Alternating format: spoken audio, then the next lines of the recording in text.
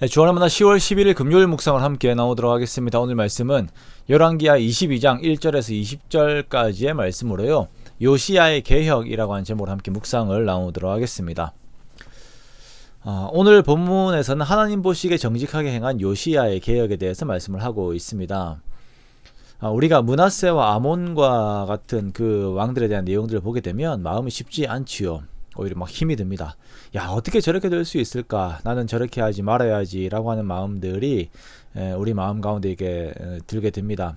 그렇게 그 내용만 보고 있어도 힘들어요. 그런데 요시야와 같은 사람들을 보게 되면 마음의 도전을 얻게 됩니다. 야, 나도 요시야와 같이 되어야지 라고 하는 그 영적인 도전들을 얻게 됩니다.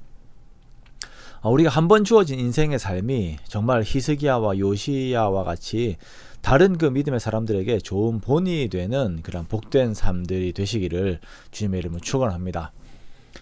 요시야는 그의 할아버지와 그의 아버지가 걸었던 길과는 전혀 다른 길로 걸어가게 됩니다. 유다는 57년간 하나님을 떠나 있었지만 그 긴 시간 동안 망가진 유다의 영적 회복을 위하여 요시야는 최선을 다하게 됩니다. 이미 그들의 문화가 되어 있는 모든 죄악들의 삶들이 있습니다. 문화가 되었다라고 하는 것은 죄를 당연하게 생각을 하였다라는 것이죠. 우리가 지난번에 므낫세가 지었던 수많은 죄의 열거들, 그 우상들의 열거들을 우리가 보았습니다. 그렇게 죄악들이 만연한 시대를 거슬러 올라가면서 하나씩 다시 개혁을 하고 수정을 하는 것입니다. 분명 이러한 과정들이 쉽지는 않습니다. 사람들은 자신이 익숙해져 있는 것을 누가 지적하며 건드는 것을 좋아하지 않잖아요. 그러나 요시야는 온 유대가 익숙해져 있는 것들, 그 죄들을 하나하나 건들면서 북이스라엘까지 나라를 원래 하나님께서 지으신 본래 모습으로 바꾸어 갑니다. 요시야에 대한 평가는 아사와 히스기야에 대한 평가와 동일합니다. 하나님 보시기에 정직하였다라고 하는 평가입니다. 자, 이러한 하나님 앞에서의 정직한 마음이 자신의 통치 영역에 하나님 나라를 선포를 하게 하지요. 자, 이렇게 요시야는 하나님의 말씀 앞에서 좌로나 우로나 치우치지 않게 됩니다. 요시야가 보인 이 태도, 좌로나 우로나 치우치지 않은 이 태도는 기준이 있어야 가능한 것입니다. 요시야가 왕으로서 하나님이 제정하신 왕의 규례를 성실하게 따랐음을 말씀을 하시는 것이죠. 우리 역시 하나님의 말씀이라고 하나님의 말씀이라고 하는 기준이 있는 삶을 살아야 합니다.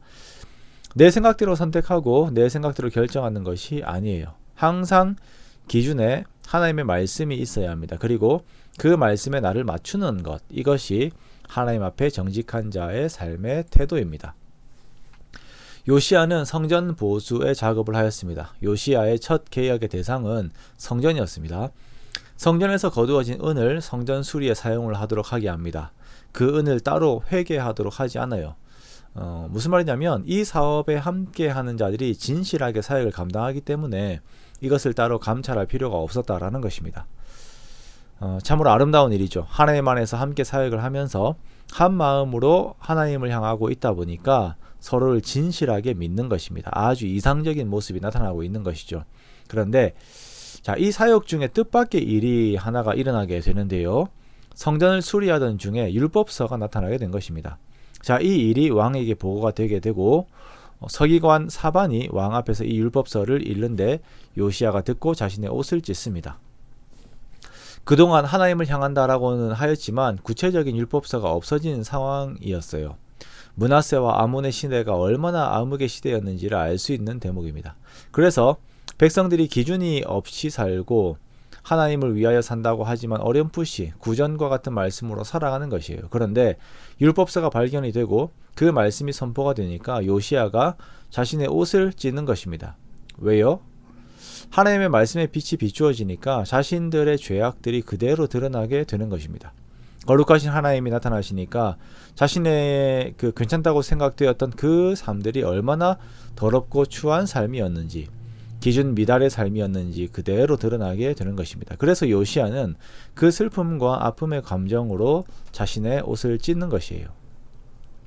유다에 임한 모든 재앙들이 자신의 죄로 말미암은 것이라는 것을 알게 되는 것이죠. 그리고 이제 이 모든 것들을 돌이킬 방안들을 찾게 됩니다. 이에 여선지자 훌다가 하나님의 말씀을 전해요. 유다의 죄악들, 우상숭배 결과로 인한 재앙은 돌려지지 않을 것이다. 그러나 요시야의 반응, 즉 하나님의 말씀을 듣고 마음이 부드러워져서 하나님 앞에서 겸비하여 옷을 찢고 통곡하였으므로 하나님께서 요시야의 말을 들으시겠다라고 말씀하십니다. 그렇게 요시야는 조상들의 묘실로 들어갈 때에 유다에 내리는 모든 재앙들을 눈으로 보지 않을 것이다 라고 말씀하세요. 즉 그의 시대는 평안이 주어진다라는 것입니다. 히스기야에게 주었던 은혜의 내용과 비슷한 그 내용입니다. 요시야의 시대는 모든 자들이 죄악 속에 들어가 있으면서 그것이 옳은 것이다 라고 생각을 하고 살았던 시대입니다. 그러나 요시야가 힘을 다하여 개혁을 하고 있는 그 애씀을 보게 돼요. 안타깝게도 유다의 죄가 너무나도 깊고 편만하여서 그 재앙을 피할 수는 없으나 하나님과 동일한 마음으로 유다를 위하고 있는 그 요시야의 마음을 우리가 보는 것입니다.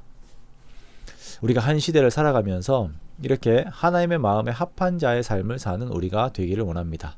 시대가 이렇다고 하나님께 마음을 대충 드리면서 사는 것이 아니라 정말 여호와 보시기에 정직한 사람으로서의 삶을 살아가는 우리가 되기를 원합니다. 그리하여서 다른 그 누구가 아닌 하나님께 인정받는 저와 여러분의 복된 사람들이 되시기를 주님의 이름으로 축원합니다.